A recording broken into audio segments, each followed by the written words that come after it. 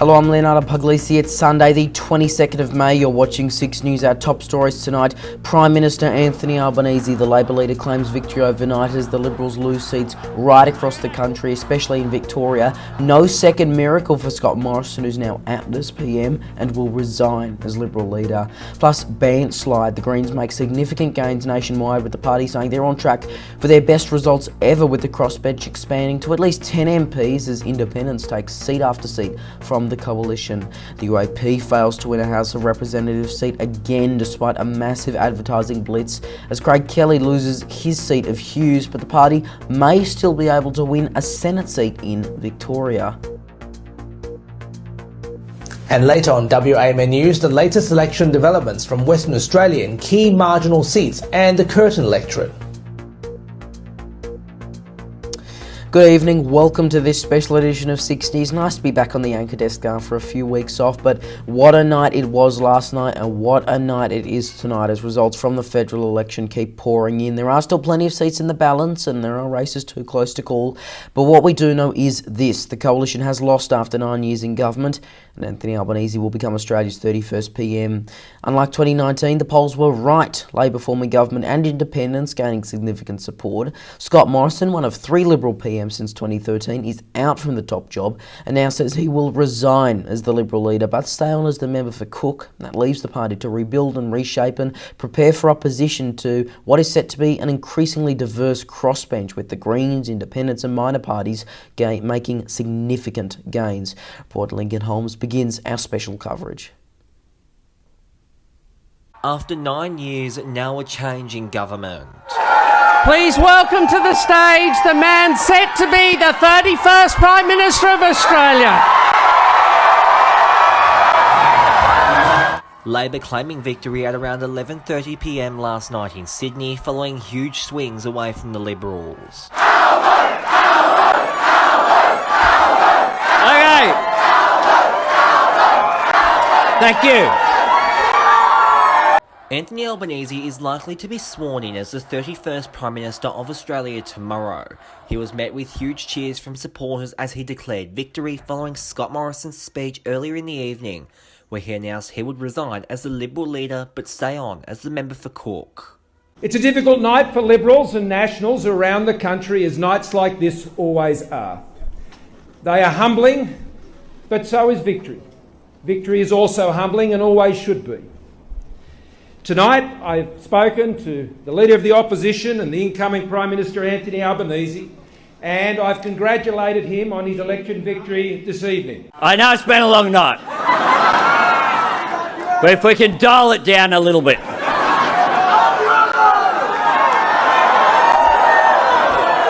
While there's still a lot of counting to go, the results are fairly clear for most seats. Josh Frydenberg is out of his seat, losing to independent Monique Ryan. Tim Wilson has also lost to an independent, and Katie Allen lost to Labor. Voters went towards Labor in Western Australia, which saw a landslide victory for Premier Mark McGowan in 2021. But this doesn't mean it's all good news for Labor. The party has lost the seat of Fowler to an independent and lost the seat of Griffith in Queensland to the Greens. As it stands, there will be 7 independents, 2 Greens MPs, 1 Centre Alliance MP, and Bob Katter from Katter's Australian Party. One Nation leader Pauline Hanson is also an outside chance to lose, while the United Australia Party may be able to pick up a seat in Victoria. But tonight, the main focus nationwide is on Labor. A better future for all Australians. Thank you very much. Lincoln Holmes, 6 News.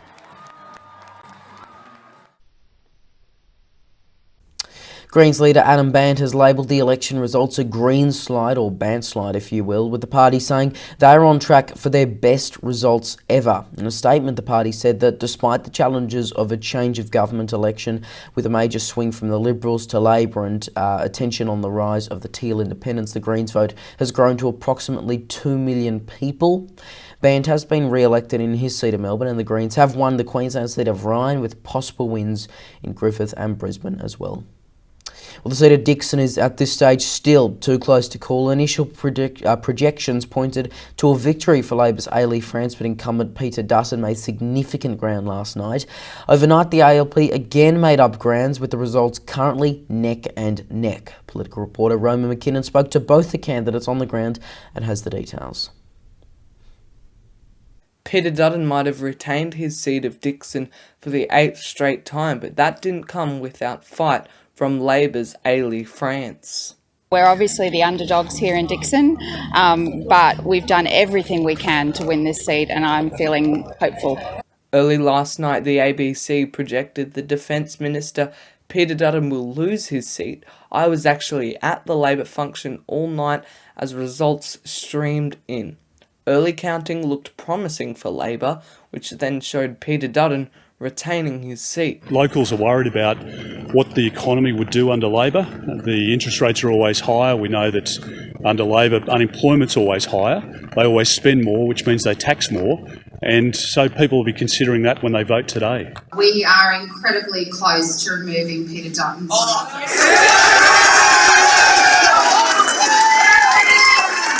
The two-candidate preferred shows Peter Dutton on 51.4% and Ailey France on 48.6%. Labor took a big chunk out of the LNP's margin in Dixon, showing a swing to Labor of 3%. After the election, it will become an even more marginal seat, lying at 1.6%. We are still seeing votes counted across the country today, with Anthony Albanese set to be sworn in by the Governor-General tomorrow. Roman McKinnon, 6 News. The United Australia Party has again failed to win a single lower house seat despite another advertising blitz. Leader Craig Kelly, who defected from the Liberals last year, has also lost his seat of Hughes that he held for 12 years and will not become the new PM, as he touted for months. The party ran in all House of Representatives seats but failed to win any. However, it is possible it's not all bad news for the party, with Ralph Babbitt potentially winning a Senate seat in Victoria. We'll keep a close eye on that. Meanwhile, the Liberals have lost seats right across the country, and especially in Victoria. Kooyong, Goldstein and Higgins are some of the most significant that are now in the hands of either Labor or an independent. Reporter Austin Pollock takes a closer look at what just went wrong for the party. Well, it's a day after the federal election, and it is clear that the Liberal Party has not come off too well. And you can see these are some seats. Now, before last night, these were all held by the Liberal Party. Take a look at today. We have seats that have been changed to the ALP, to independents, and also the Greens, which is one of the key factors of this. Seats aren't just going to the ALP, they are also going to parties like the Greens and also the Independents. And we would like to take a look at one in particular, Brisbane. We've got the Liberal candidate Trevor Evans, Labor's Madonna Jarrett, and Greens Stephen Bates. Now, if we have a look, we are projecting that he has won that seat. In fact, that has been called, and there's been a 10.7% swing away from the LNP in that seat of Brisbane. And we'll have a look in Kooyong, where the high-profile MP Josh Frydenberg, he has been taken out by an independent, Dr. Monique Ryan. So it certainly hasn't been a good night for the coalition. And we'll have a look at the national two-party preferred. And here it is here. You can see 48% of votes to the coalition and 52 to Labor. And we'll have a look at this. This was featured in the Sydney Morning Herald in 9 newspapers, and you can have a look just how much that the Labor Party has had an impact on the seats surrounding Melbourne. And everyone did think, because people may not have been happy with the Labor government, especially because of the state government down there with all the lockdowns that they've had, thought that they may have swung those seats away back to the Liberal Party, which would have helped them. But it has become clear today and this evening that Labor will form a government, whether that is majority or minority, that is still yet to be determined. Let's now take a look at some of today's front pages. The Herald Sun, of course, as you can imagine, leading with this: PM Anthony Albanese. They say that Anthony Albanese will be Australia's next PM, of course, leading in Labor to a historic election win. Meanwhile, The Australian on their website is quoting the new Prime Minister, saying, "I want to bring Australians together." Overseas, the New York Times leading with Australia's new leader faces the peril of winning as not the other guy. Like Biden before him, Anthony Albanese enters office on the back of the disgust at the Conservative incumbent rather than enthusiasm for his leadership. And an interesting headline in the UK, Sun, Australia elects anti-Queen left-wing PM who tried to oust monarch. Now, there is a lot else happening in the news tonight other than the election. For all the latest on that, let's bring in our senior reporter, Darby Travers. Darby, what else is happening? Leo, good evening to you. Yes, plenty of other news outside of the election. US President Joe Biden says North Korea has not responded to an offer of COVID-19 vaccines from the country just days after authorities reported cases in the nation for the first time. The BBC reports over 2 million people are sick with what has been labelled a fever, and the country is under a nationwide lockdown, but it is believed they have very little testing and a small vaccine supply. Meanwhile, Russia has banned 963 American officials and figures from entering the country as the war with Ukraine does continue. Hollywood actor Morgan Freeman and President Joe Biden are both on the list, as well as former Senator John McCain, who actually died in 2018. The list also does include almost all US senators and House of Representative members. And the World Health Organization has held an emergency meeting to discuss the recent outbreak of monkeypox, following reports of over 100 cases in countries including the US, France, Italy, Germany, Spain, and here in Australia. Victoria reported a case earlier this week, and New South Wales has a likely case, but authorities have urged people not to worry, and American officials say there is a low risk to the general public. Quickly checking in with tomorrow's weather forecast now. Brisbane, chance of some showers, 21 degrees. Possible rain in Sydney, 17 there. 14 in the nation's capital, getting to 17 in Melbourne. 14 in Hobart, 22 in Adelaide. 25 and partly cloudy in the Alice. Wet weather in Perth, getting to 17 there. And in Darwin, warming up a top of 34. So Leo, that is what else is going on tonight. For all of your latest headlines, be sure to visit 6newsau.com. For now though, my friend, keep up the great work. Let's throw it back to you in the studio. Alright, thanks to our senior reporter Darby Travers for that.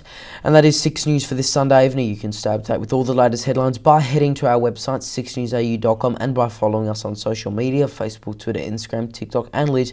Just search 6newsau to find us. I'm Leonardo Puglisi. Thanks for your company, good night, and a special edition of WAMN News starts right now.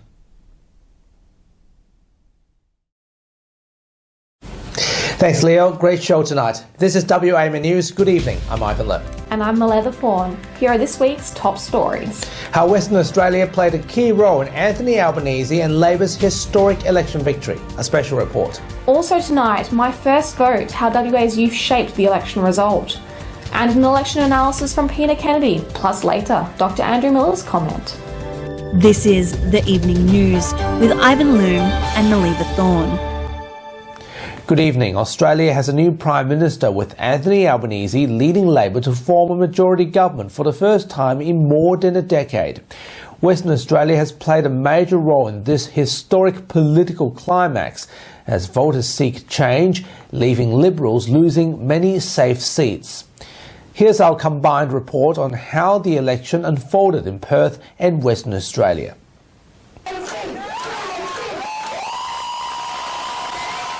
It was a night of jubilation for Labor candidates as they received record vote swings in all marginal and safe Liberal seats in WA.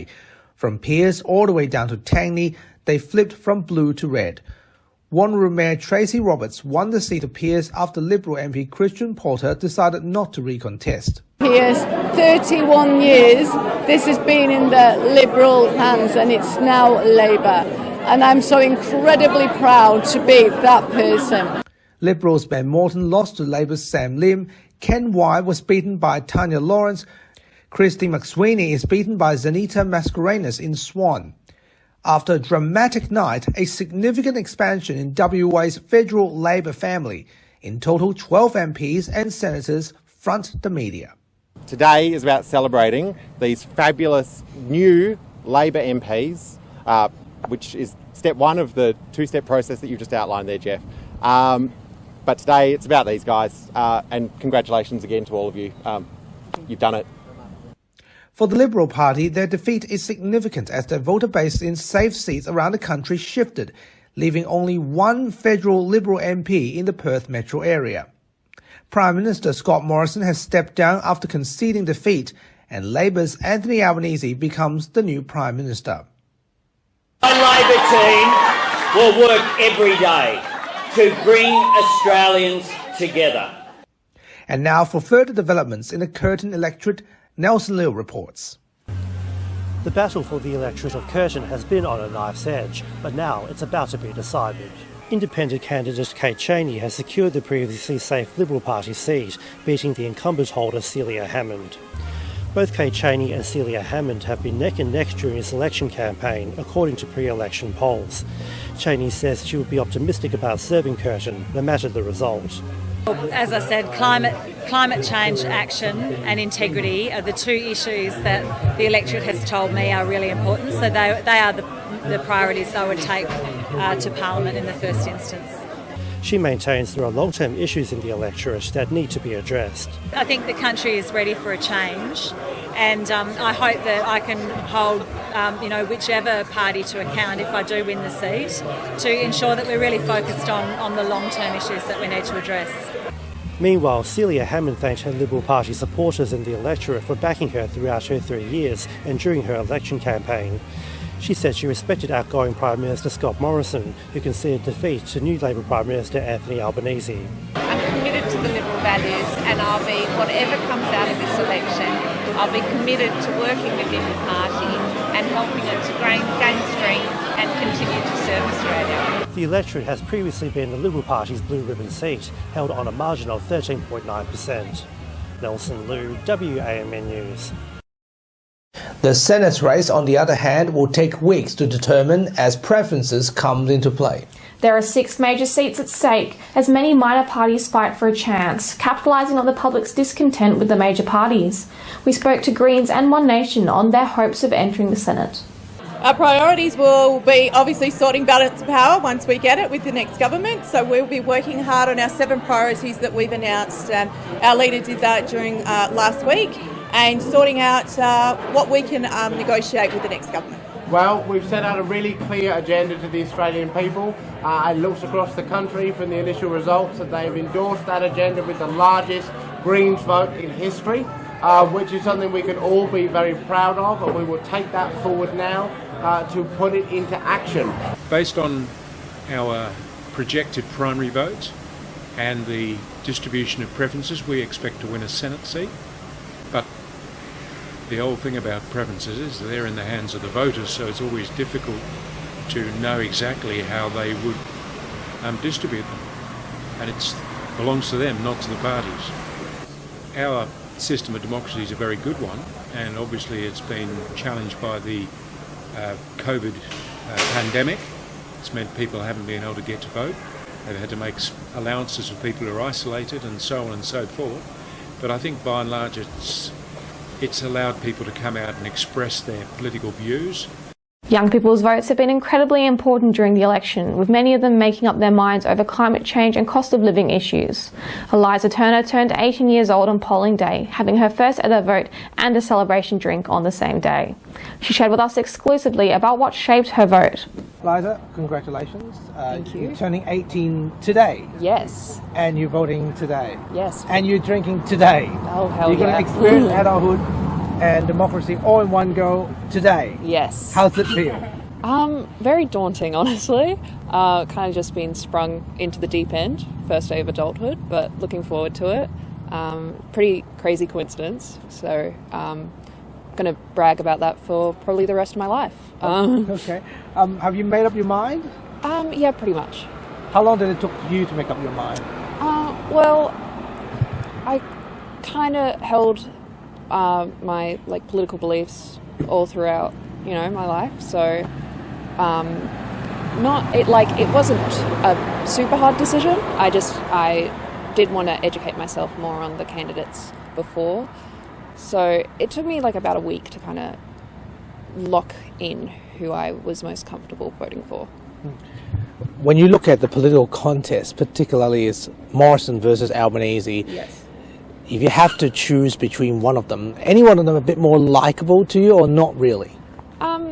Well, I guess Albanese seems more likeable than ScoMo, who just seems, especially like as a woman, just seeing what's going on with the Liberal Party of recent has been quite distressing. Are minor parties considered? They have been, yes. Definitely just because, a lot of them are more focused on issues I'm pretty passionate about, and they appeal a lot more to my politics. But what are those issues? Climate change, for sure, sustainability. I am a young person, so just cost of living, because I am going into adulthood. Cost of living has been a very hot topic of recent. Heard it all over the radio, but it is very important for me becoming a young adult who's soon going to have to start supporting myself, going into uni. The death of an 80-year-old grandmother over the weekend has sparked a major outcry over WA's ambulance services, prompting the McGowan government to post senior doctors and WA police officers at St John Ambulance in an attempt to guarantee the weight of governance and government resourcing in ambulance availability. Premier Mark McGowan revealed that 2 police officers and 2 high-level health department staff joined St John WA from Thursday to provide logistical support and ensure ambulances were available. The health department staff include Deputy Chief Health Officer Tudor Kudrinu. Health Minister Emma J. Sanderson said there will be more support across agencies to prevent situations from repeated in the future. WA's top doctor is calling for the mask mandate to be reintroduced in an effort to reduce the spread of COVID. As hospitalisations rose above 300 this week, the Australian Medical Association WA President Mark Duncan-Smith expects major stress over the next 2 weeks due to ambulance ramping and staff shortages, warning the state's health system will face critical problems. A train wreck, which is the McGowan government's lack of investment in health over the last 5 years and the lack of building capacity. We had record ramping last year prior to any COVID outbreaks, cancellation of elective surgery prior to any COVID outbreaks, and that indicates the lack of capacity in the system. Police have seized 4 vehicles after a hooning video on Leach Highway circulated online. The incident happened this week in Melville, with footage showing cars doing multiple donuts and burnouts on a stretch of the highway as people cheered on from the pavement. Police took action after reviewing social media vision, with the alleged drivers charged and their vehicles seized. The authorities thanked the community for assisting the investigation. Of the 4 vehicles, I can tell you 1 belongs to a person that we suspect organised the event, 1 belongs to his girlfriend, and the other 2 belong to his friends. I'd like to thank members of the public that supplied a significant amount of information to us, and would encourage you to continue doing so. This week on the WMN Extra News Club, as the dust settles over Australia's federal election campaign, local multicultural leaders again emphasised the importance of having a diverse parliament in order to ensure proper representation. Multicultural Services Centre CEO Ramdas Sankaran believes there needs to be a greater ethnicity representation in federal politics. What is glaringly obvious is they all happen to be, of the colour white. You just don't see a diversity in terms of ethnicity or in terms of what we call visible minorities. Neither side of politics, has come close to where it should be in terms of the diversity of our population. And the ones that are already there are also not being given the sort of profile that they should be getting. You can read all that and more on the WMN Extra News Club. Subscribe by clicking on the link attached to this post and support independent local journalism. The democracy sausage is definitely a cultural tradition for all Australians celebrating the right to vote, no matter who you've chosen at the ballot box.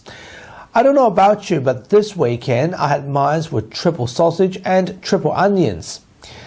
It certainly tastes good, but let's look at the comments from our viewers in the spirit of democracy. Let's see how they react. Go Ivan, a triple sausage nowadays will be equivalent to 1 sausage 10 years ago, so don't feel too guilty. That's from Libby. Thanks, Libby. Working hard again, doing a good job. Thanks, Don, for the compliment. Taylor says, viewing up for big night? I was viewing up. Meanwhile, Melanie asked me, did you get enough onions? Well, I certainly had. In fact, I got 3 shares of it. And Steve responded with one word, diversity. And thanks, Steve, for the comment. And from Simon, fantastic. All the best, Ivan. Simon, thanks for your well wishes too, and I hope you enjoy watching me eating. So, how much did that sausage sizzle end up costing, Ivan? Guess. $2, $3? $6. $6. Gee, that's a lot for a sausage sizzle. Oh, look, you got 3 sausages, and you got triple the onions. And there's one thing you have to count, and that's triple the fun. Now, in my opinion, that's worth its weight in gold, eh? Yeah. We'll recap this week's top stories again in just a moment. But now, here's Nelson Liu with Western Perspective. Thanks, guys. Hello, and welcome to a special federal election edition of Western Perspective. Thanks for joining us. Well, the federal election is done and dusted after a long 6-week campaign. Both the Liberal and Labor parties battled it out on issues with some sledging on the side, as Scott Morrison and Anthony Albanese vie for the country's top job. Political commentator Peter Kennedy gives his take on election day and the outcome. There are 3 significant points to take out of the federal election. Number 1, change of government. Obviously, they say you change the government, you change the country. So that remains to be seen. But a Labor government, the key point about the new Labor government, though, is that its primary vote actually fell. That's a very rare event, that you win government, but your primary vote falls. So that is an issue for Labor, and they'll have to deal with that. Number 2, as far as Western Australia is concerned, the collapse of the Liberal Party vote, around 10%, which would indicate that the Liberals have learnt nothing from their failure last year in the state election. Many of them thought, oh well, there'll just be a natural swing back because this is a federal poll, not a state poll. How wrong they were. The Liberal Party has a lot of soul searching to do, and that is extraordinary. Also, in Western Australia, the Mark McGowan factor, still an issue, still a big plus for the Labor Party, hence the Labor gains in the federal election. And Mark McGowan's government, riding high, very important as far as the Labor success is concerned. And the last point is the success of the Teal candidates throughout Australia in safe Liberal seats. Teal candidates, all women. There's a message for politicians there, particularly the Labor Party, and as a result of the rise of the Teal candidates, the Liberal Party has lost a number of major players. First on the list, of course, the Deputy Leader, Josh Frydenberg. A very significant loss, not only for the Liberal Party, but also for the nation. An experienced politician who was looking as if he was headed for bigger things. And in Western Australia, of course, the loss of the blue ribbon Liberal seat of Curtin to a Teal candidate, albeit a Cheney with a long history in the Liberal Party itself.